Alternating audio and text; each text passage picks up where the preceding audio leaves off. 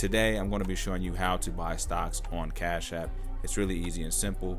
First, what you're going to do is click on the money at the bottom left corner there, and then you're going to see a stocks button there, or a stock menu. You click on that, and it's literally that simple. From here, you're going to want to just search up a stock that you want to put money into. Now, this is why I like Cash App, because Cash App allows you to dollar cost average in a specific stock.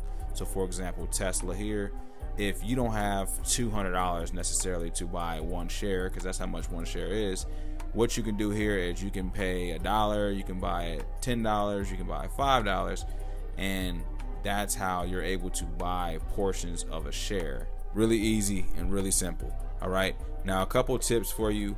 What I suggest when buying stocks or putting money into a stocks, aka dollar cost averaging, is making sure to buy stocks where you spend your money. For example, I like to buy the newest iPhone, so I make sure I buy Apple. I'm a sneakerhead, so I buy Nike, and I love Tesla, so obviously I'm gonna buy Tesla. All right, you can put $1, you can put $5, you can put $10. You're gonna want to put money in usually when you see the stock dip.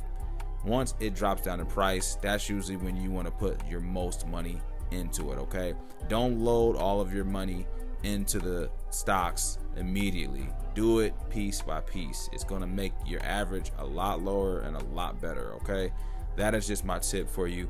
If you have questions, please feel free to let me know. Let's get it.